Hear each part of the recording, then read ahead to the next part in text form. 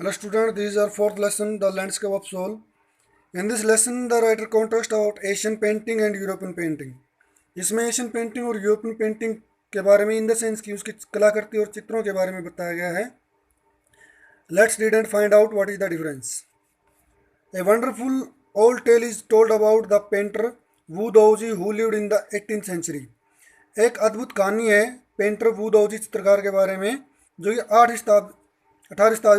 His last painting was a landscape commission by the टांग emperor ज्वांगजोंग. उसकी अंतिम जो कलाकृति थी वो टांग वंश के जो राजा थे ज्वांगजोंग थे उन टू डेकोरेटिव पैलेस वाल, उनके महल की दीवार पर जो बनाई गई पेंटिंग थी वो थी. The master had hidden his work behind screen so only the emperor would see it. जो महान चित्रकार था उसने अपनी पेंटिंग को एक पर्दे के पीछे ढक दिया ताकि कोई दूसरा उसको देख न सके सिवाय राजा के. For a long while the emperor admired the wonderful scene, discovering forest, high mountains, waterfalls, clouds floating in the immense sky. एक लंबे समय तक राजा उस शानदार दृश्यों की प्रशंसा करता रहा.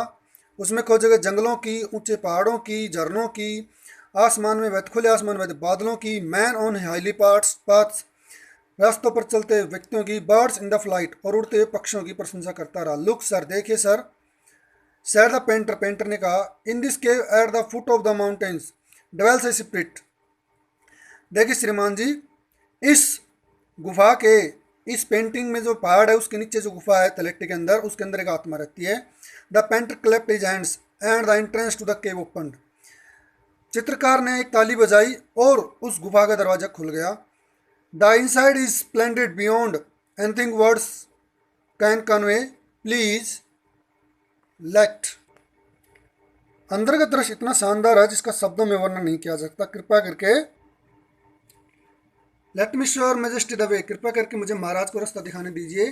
The painter enter the cave, चित्रकार गुफा में घुस गया. But the entrance close behind him, किंतु उसके पीछे जो दरवाजा था वो तुरंत बंद हो गया, प्रवेश मार्ग तुरंत बंद हो गया. And before the astonished empress could move और अटर ए वर्ड, इससे पहले कि अचंभित राजा कुछ हिल पाता या कोई शब्द कह पाता, the painting had vanished from the wall, दीवार से चित्र जो था वो गायब हो गया.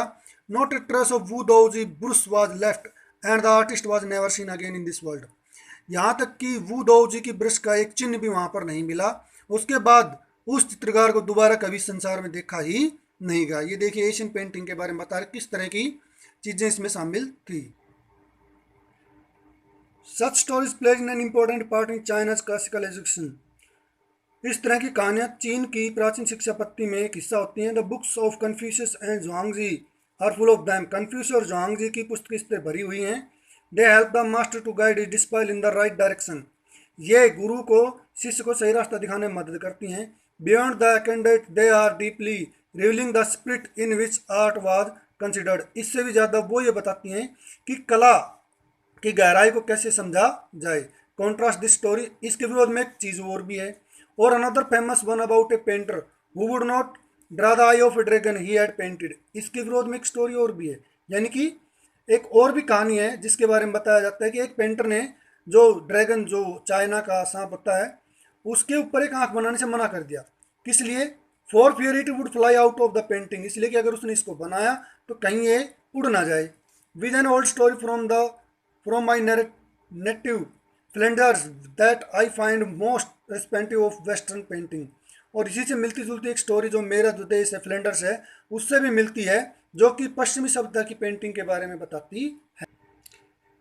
देखिए अब ये वेस्टर्न पेंटिंग के बारे में बता रहा है, उसकी कला के बारे में बता रहा है. In the 15th century Antwerp a city in Belgium a master blacksmith called Quentin Massys fell in love with a painter's daughter. ये 15वीं शताब्दी की कहानी बता रहा है. कह रहा है कि एंटवर्प जो बेल्जियम में, उसमें एक जो लुहार था, ब्लैकस्मिथ जो लुहार था जिसका नाम क्वांटन मेट्सिस था, वो एक पेंटर की बेटी से प्यार करने लग गया.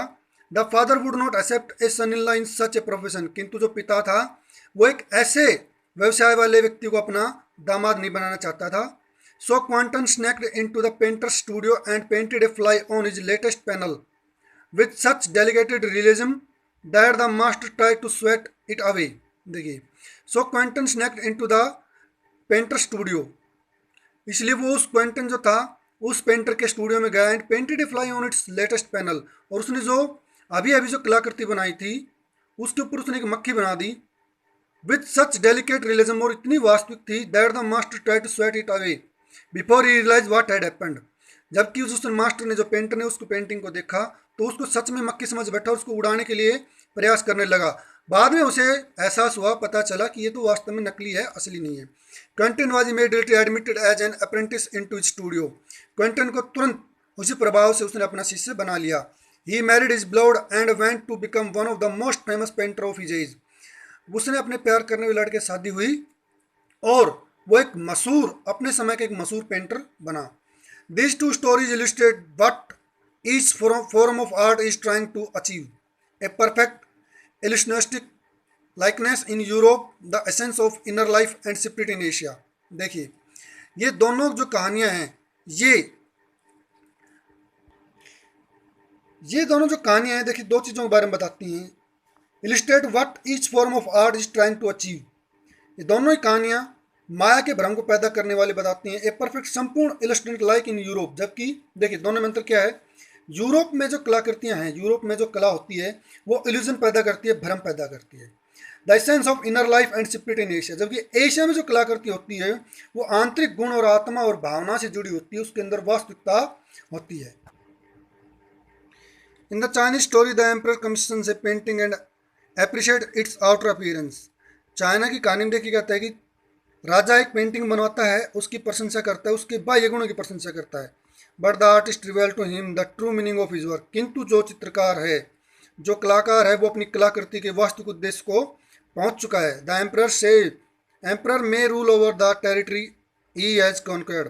राजा केवल उसी क्षेत्र पर राज करता है जिसको उसने जीता है। But only the artist knows the way within. किंतु जो कलाकार है वही जानता है कि इसका रास्ता क्या है।